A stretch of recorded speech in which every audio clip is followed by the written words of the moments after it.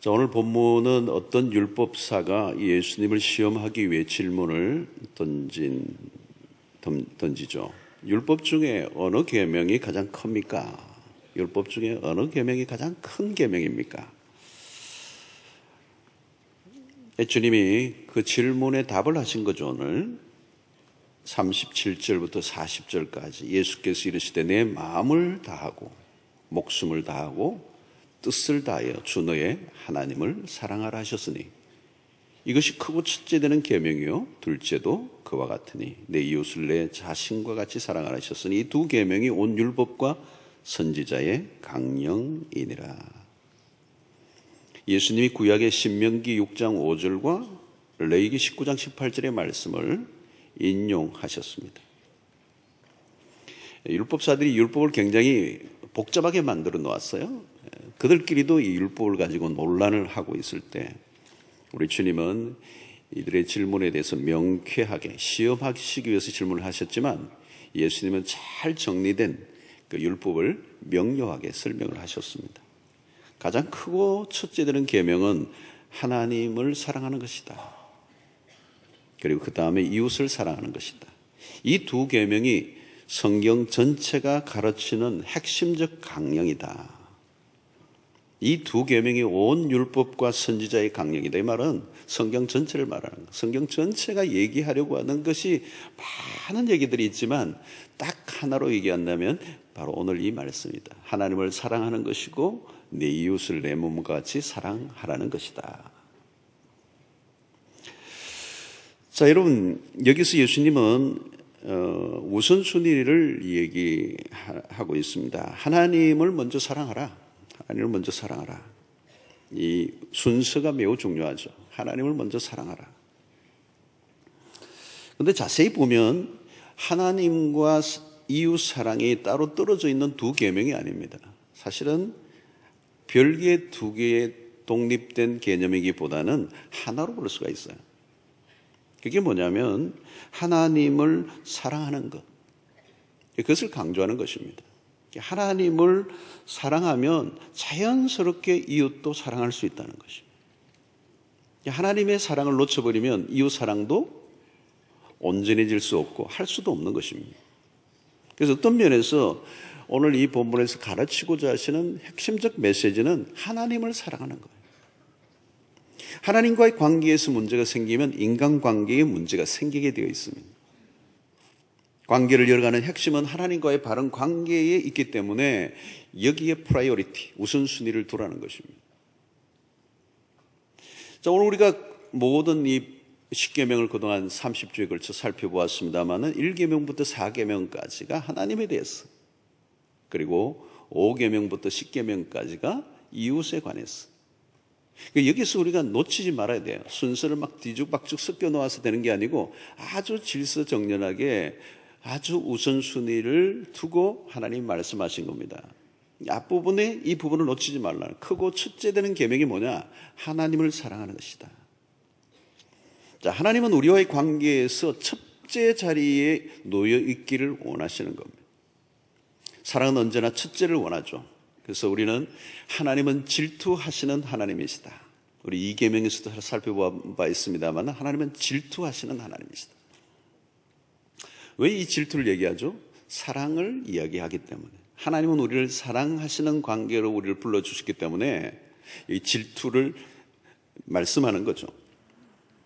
우리에 대한 하나님의 사랑을 표현하는 것입니다. 질투하시기까지 하심이 우리를 사랑하신다. 하나님과 우리의 사이에 어떤 것도 끼어들기를 원치 않으신다는 겁니다. 요한일서 5장 3절에 이런 말씀을 합니다. 하나님을 사랑하는 것은 이것이니 우리가 그의 계명들을 지키는 것이라. 그의 계명은 무거운 것이 아니로되. 여러분, 구약시대는 그 계명이 무거웠어요. 그런데 이제 하나님을 사랑하고 복음 안에 들어온 사람들은 그 계명이 무겁지 않다는 겁니다. 사랑의 관계 안으로 들어가면 서로에 대한 짐을 기꺼이 지려고 하는 것입니다. 없는 사랑을 긁어가지고 억지로 하는 것이 아니라 하나님으로부터 받은 사랑에 반응하는 것이다. 요한일서 4장 19절에 우리가 사랑함은 그가 먼저 우리를 사랑하였었기 때문이라는 거예요. 하나님이 먼저 우리를 사랑하셨다는 거예요. 일방적으로 사랑을 요구하는 것이 아닙니다. 사랑이 무엇인지 먼저 우리에게 보여주었다는 것입니다. 그래서 사랑을 받은 사람이 사랑에 반응을 하는 거예요. 여러분, 사랑을 많이 경험한 사람은 그 사랑을 표현하고 전달하고 다른 사람들을 사랑하는데 그렇게 어려움이 없어요. 사랑을 받아본 경험이 없는 사람은 사랑하기 어려워요. 사랑할 줄 몰라요. 어떻게 사랑하는 줄을 모릅니다. 그러나 사랑을 많이 받아본 사람은 그 받은 사랑을 자연스럽게 행하는 거죠. 우리가 계명을 지키기 위해 애를 쓰기 전에 하나님의 사랑을 먼저 경험하는 것이 매우 중요합니다. 사랑을 먼저 경험하지 않고 율법을 지키려고 하면 종교 생활에 머물게 되는 것입니다. 이런 신앙의 핵심은 하나님과의 관계입니다. 신앙의 깊이가 뭐냐고? 하나님을 얼마나 사랑하느냐는 것입니다. 자, 복음서에서 주목할 만한 사건이 하나 있습니다. 마가복음 14장 3절로 9절에서 예수님이 매우 귀중하게 여기신 사건이 하나 있습니다. 14장 9절을 보면 이런 말씀이 있어요. 내가 진실로 너희에게 이르노니 온 천하에 어디서든지 복음이 전파되는 곳에는 이 여자가 행한 일도 말하여 그를 기억하리라 하시니라. 여러분, 예수님이 얼마나 흥분하셨으면 온 천하에 어디서든지 복음이 전파되는 곳에는 이 여자가 행한 이 일을 기억하라는 거예요. 그러니까 얼마나 흥분하신 얘기예요. 주님의 공생의 가운데 대특종 사건입니다. 자, 이 얘기는 그렇습니다. 주님께서 시몬이라고 하는 사람의 집에서 식사를 하고 있는데 갑자기 마리아가 자기의 가장 값진 향유 순전한 나드 한 옥합을 깨뜨려서 주님의 머리에 붓는 사건입니다. 3절을 보면 한 여자가 매우 값진 향유 곧 순전한 나드 한 옥합이라고 했는데요. 이 계산에 의하면 아마 가룟유다가 계산한 것 같은데 300데나리온에 팔 수 있는 고가의 향유예요. 300데나리온은 어떤 것이냐면 한 데나리온이 노동자의 하루 품삯입니다. 뭐 한 7,000원 받는다 그러면 한 8시간 일하면 대충 나오는데 300일이라면 꽤 큰 돈입니다. 작은 액수가 아니죠. 주로 결혼을 위한 지참금 형태로 가지고 있던 재산 목록 1호라고 볼 수 있습니다. 어쩌면 이것이 그녀의 미래, 결혼과 그의 인생의 모든 걸 풀어가는데 매우 중요한 하나의 재산이었어요. 그것을 깨뜨려서 주님의 머리에 붓습니다. 자, 이것은 이틀 후에 일어나게 될 십자가 사건 직전에 행한 의미 깊은 일입니다. 마리아는 향유 옥합을 깨뜨림으로 지고지순의 최고의 사랑을 주님 앞에 드러냅니다. 주님은 아무튼 이 사건을 통하여 십자가를 지시기 직전에 엄청난 위로와 격려와 힘을 주님에게 주신 사건이었던 걸로 보여지고, 예수님의 십자가 부활의 사건에 대한 하나님의 의미 있는 상징의 사건으로 마리아가 자신의 이 귀중한 것을 깨뜨린 것입니다. 자, 그런데 곁에서 보던 가룟유다가 소리를 질러요. 경악을 합니다. 경악. 아니, 미친 것 아니냐 이거예요. 누가복음을 보면 가룟유다만 그런 게 아니에요. 다른 제자들도 비슷한 반응을 한 것으로 보입니다. 팔아서 가난한 사람을 도와주었다면 얼마나 좋았겠는가. 이렇게 비싼 것을 깨뜨려서 주님에게 붓는 게 무슨 의미가 있냐. 이걸 팔았으면 훨씬 더 유익하고 귀한 일에 썼을 텐데. 굉장히 멋있죠, 말은. 여러분, 멋있는 말을 하는 사람들이 많아요. 우선은 사랑이 많아 보이지만 안 해요. 실제로도 보면 구제 하는 사람은 구제를 잘 안 해요. 구제를 진짜 하는 사람은 잠잠히 조용히 묵묵히 할 뿐입니다. 지금 제자들은 사랑을 돈으로 계산하고 있어요. 그들은 주님을 위해서 가장 중요한 일이 무엇인지를 몰랐습니다. 논리적으로 이성적으로 계산하면서 지금 사랑을 따지고 있는 거예요. 여러분, 사랑은 이성적으로 논리적으로 설명할 수 없는 것입니다. 눈물을 분석할 수 없는 것과 똑같아요.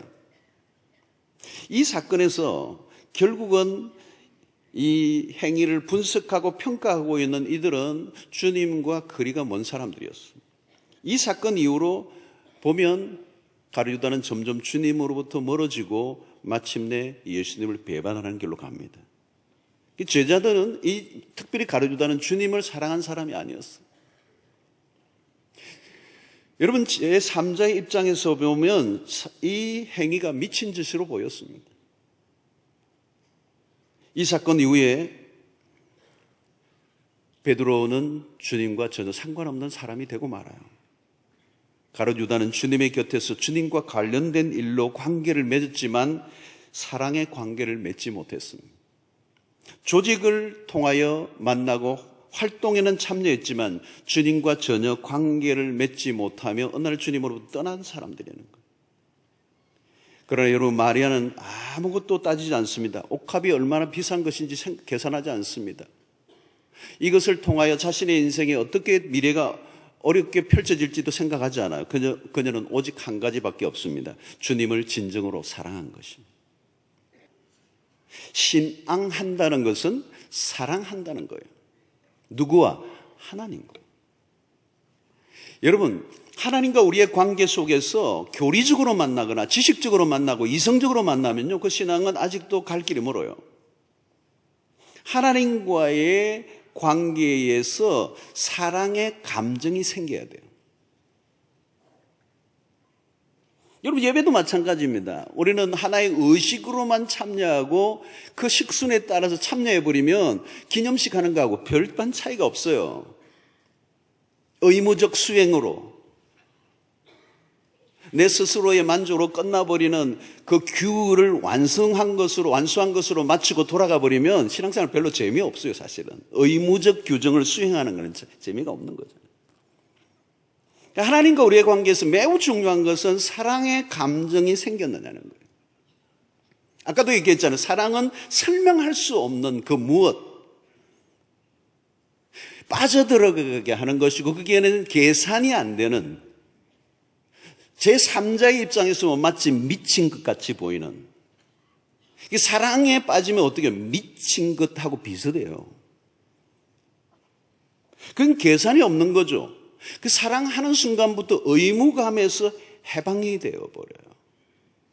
뭘 지켜야 된다 말아야 된다라고 하는 그 의무 규정에서 벗어나 그것보다 더, 그리고 기꺼이 사랑하면 절실해지는 거죠.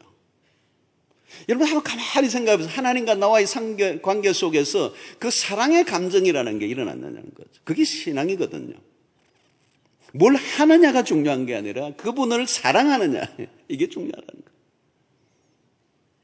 마음을 다하고, 보세요. 목숨을 다하고 뜻을 다하여. 이건 사랑의 얘기를 하는 거예요. 이것이 신앙의 본질이라는 것입니다. 신앙의 본질. 하나님이 우리에게 보여주신 것은 그 사랑을 우리에게 보여주셨고 그 사랑에 반응하는 것입니다. 하나님은 우리에게 얼마나 율법을 잘 지킬 것이냐 아니냐로 판단하고 심판하시는 분이 아닙니다. 우리가 말씀을 지키면 얼마나 잘 지킬 수가 있겠습니까? 먼저 하나님이 우리를 얼마나 사랑해 주셨는가를 아는 게 중요하다는 거예요. 아는 게. 그래서 요한 사도가 요한 1서에서 그런 얘기합니다. 우리가 서로 사랑하자. 여러분, 거두절미하고 우리가 서로 사랑하자 눈 크게 뜨고 하면요, 이건 싸우자는 겁니다. 좋은 말인데 기분 나쁜 얘기가 있어요. 그런데 요한일서 4장 7절로 8절 읽어보면 와닿아요. 사랑하는 자들아, 우리가 서로 사랑하자. 사랑은 하나님께 속한 것이니 사랑하는 자마다 하나님으로부터 나서 하나님을 알고 사랑하지 아니하는 자는 하나님을 알지 못하나니 이는 하나님은 사랑이시니라. 여러분, 우리가 사랑하겠다고 다짐해서 사랑이 되는 건 아니에요. 오늘 마음을 다하고 목숨을 다하고 뜻을 다해 주 너희 하나님을 사랑하라고 하는 이 말씀을 주셨을 때 우리에게는 전혀 느낀 바 없는데 그냥 사랑을 강요하시는, 획득해 가시려고 하시는 그 사랑을 막 협박하시는 하나님이 아니세요. 하나님은 우리를 너무도 사랑하셨다는 것. 사랑은 하나님께 속한 것이고 사랑은 한 자들마다 하나님으로부터 나서 하나님을 안다는 거예요. 우리에게 사랑이 나올 수 있는 게 아니라는 겁니다. 우리가 하나님에게서 나고 하나님을 알기 때문에 우리는 하나님을 사랑할 수밖에 없는 존재들이라고 하는 것을 말씀하는 거예요. 왜냐하면 하나님은 사랑이시기 때문에. 그러니까 하나님을 안다고 하면서 하나님의 사랑을 모를 수 없다는 겁니다. 하나님을 안다. 그것은 곧 하나님의 사랑을 내가 아는 거죠. 어떻게 우리가 하나님의 사랑을 압니까? 십자가를 통하여. 자기 아들을 아끼지 아니하시고 우리 모든 사람을 내어주셨던 그 하나님의 사랑, 그 십자가 예수 그리스도의 복음을 통하여 우리가 그처럼 잘 아는 요한복음 3장 16절의 말씀처럼 하나님이 이 세상을 이처럼 사랑하사 독생자를 주셨으니 이는 그를 믿는 자마다 멸망치 않고 영생을 얻게 하니 이를 이처럼 사랑하신 그 하나님의 사랑, 그 십자가의 사랑이 우리의 가슴에 불을 질러버렸어요. 강력한 불이죠. 우리의 삶 전체를 흔들어 놓는 그 사랑은 우리의 마음을 흔들어 놓았어요. 하나님이 아니면 우리가 그 사랑을 알 수가 없었습니다. 여러분, 진짜 사랑하는 사람들은요, 자신의 것을 다 주고도 부족함을 느껴요. 다 신기한 거죠, 신기한 거. 부모들이 그렇잖아요. 부모들은 자식들을 위해서 다 주고도 내가 못한 게 많다 막 하면서 막 시집 보낼 때 막 울고 그러다 있었거든요. 자식들은 막 꼬리 같은 거 몇 개 해놓고 막 영원히 기억하고 잊지 않고 그걸 그냥 내 노래를 부르고 내가 엄마 얼마 언제 해줬잖아 그러고 딸랑. 여러분, 신기한 것은 사랑을 많이 한 사람일수록 자신에게서 사랑의 부족을 느껴요. 사랑이 없는 사람일수록 자신의 행한 작은 희생에 감동하고 자랑스러워합니다. 바리새인들이 그랬죠. 그들은 하나님에 대한 이게 행한 것들에 대해 스스로 만족했습니다. 그러나 주님을 진정으로 사랑한 사람은 모든 것을 다 내어놓고도 부족함을 느낍니다. 사랑에 상한선이 없는 거죠. 내 생명을 다 바칠 만한 것을 하고도 주장할 것이 아무것도 없는 그 상태라면 그것이 사랑이라고 볼 수가 있는 거예요. 여러분, 사랑은 쥐어짜서 할 수 있는 일이 아니에요. 사랑은 어떻게 하는 것입니까? 사랑은 그냥 빠지는 것입니다. 그 다음에는 사랑의 힘이 나를 이끌어가는 거죠. 신앙생활에서 하나님과 나와의 관계를 언제나 확인해야 될 이유가 여기에 있는 것입니다. 마음과 목숨과 뜻을 다하여 하나님을 사랑하는 말씀에는 그 어떤 것도 끼어들 여지를 주지 않습니다. 하나님과 우리 사이에 끼어드는 것이 있으면 안 된다는 거, 어떤 것도. 그래서 누가복음 14장 26절에 이렇게 말씀합니다. 무릇 내게 오는 자가 자기 부모와 처자와 형제와 자매와 더욱이 자기 목숨까지 미워하지 아니하면 능히 내 제자가 되지 못한다. 여러분, 여기 뭘까요? 자기 부모, 처자, 형제와 자매, 그뿐만 아니라 자기 목숨까지도 미워하지 않으면 내 제자가 되지 못한다. 이 말은 뭘까요? 주님보다 더 사랑하는 것이 있어서는 안 된다는 것. 종종 오해하는 분들이 있습니다. 가족을 제대로 사랑하지 못하면서 하나님을 어떻게 사랑한다고 할 수 있는가? 성경은 가족을 사랑하라고 말합니다. 부모를 사랑하라고 얘기해요. 가족을 미워해서는 안 돼요. 그러나 중요한 것은 하나님보다 더 사랑해서는 안 된다는 거예요. 하나님보다 더 사랑한 것이 있다면 그것은 우상 숭배요, 변질된 사랑입니다. 요한일서 2장 15절에 이렇게 말씀하죠. 이 세상이나 세상에 있는 것들을 사랑하지 마라. 누구든지 세상을 사랑하면 아버지의 사랑이 그 안에 있지 아니합니다. 여러분, 신앙인이라고 하면 누구나 한 번쯤 이 시험을 통과해야 합니다. 내가 마음을 다하고 목숨을 다하고 뜻을 다하여 주 너의 하나님을 사랑합니다라고 하는 것을 삶으로 입증해야 하는 순간이 옵니다. 여러분, 사랑은 말로 할 수 있는 게 아니에요. 이론으로 되는 게 아니에요. 삶으로 드려야 돼요. 내 전부로 확인시켜야 돼요. 그것이 바로 아브라함의 모리아 사건입니다. 오늘 우리의 인생 가운데 너가 정말 하나님을 사랑하느냐 물으십니다. 그리고 그것을 확인시키는 과정이 필요해요. 그게 테스트예요. 이 테스트에 합격할 때 우리의 신앙은 레벨업 한 단계 넘어가는 것입니다. 여러분, 출애굽한 이스라엘 백성들에게 십계명을 주신 이유는 무엇입니까? 가나안 입성 전에 분명한 신앙 고백을 받으시는 거예요. 만약에 그것을 통과하지 않으면 가나안의 우상 숭배에 빠져들어가서 하나님이 허락하신 적과 꿀이 흐르는 이 가나안에서 우상 숭배를 통하여 하나님을 배반할 가능성이 높기 때문에 출애굽한 당신의 백성이 우상 앞에 무릎을 꿇는다면 그 가나안은 축복이 될 수 없는 것입니다. 애굽의 노예로 살았던 자들이 다시 죄의 노예로 살아간다는 것은 얼마나 비참한 일이겠습니까? 하나님을 전심으로 사랑하지 않으면 그것으로 끝나는 게 아니에요. 그 틈새로 우상이 만들어진다는 거예요. 세상에 그들의 눈이 멀게 된다는 것입니다. 우상 숭배란 다른 게 아닙니다. 하나님 대신 세상을 사랑하는 것이고 결국 자신을 숭배하는 것입니다. 왜 하나님만을 사랑하라고 하시는가에 대해서 이해하지 못하는 분이 없기를 바랍니다.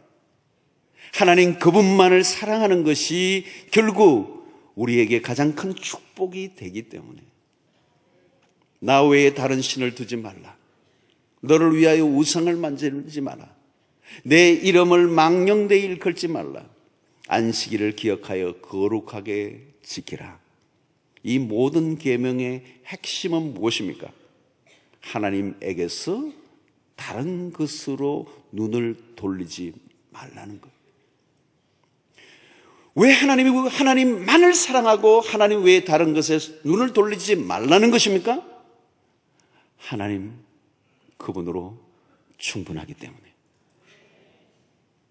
하나님 한 분만을 사랑하면 하나님이 우리의 삶을 책임져 주시기 때문에 다른 것을 의지하거나 끌려다닐 필요가 없다는 거예요. 그 한 분만을 사랑하면 우리는 하나님만으로 충분히 만족하며 살아갈 수 있는 존재로 하나님 우리를 불러주셨기 때문에 너는 나만을 사랑하라는 거예요. 여러분, 신앙생활을 정확하게 정리해야 합니다. 나는 정말 하나님을 사랑하는가? 그렇다면 얼마나 사랑하는가? 규칙을 얼마나 잘 지켰느냐를 묻지 않습니다. 무엇을 하고 있느냐를 묻지 않아요. 주님과의 관계 안에 다른 어떤 것도 끼어들 것이 없다고 말할 수 있는가? 그 사랑이 마음을 다하고 목숨과 뜻을 다하는 것으로 나타나고 있는가?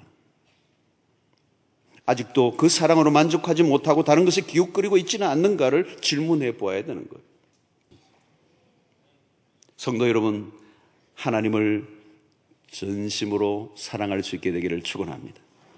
하나님을 삶의 첫 자리에 모시기를 바랍니다. 하나님과의 사랑이 첫 자리에 오면 모든 것이 저절로 이루어질 거예요.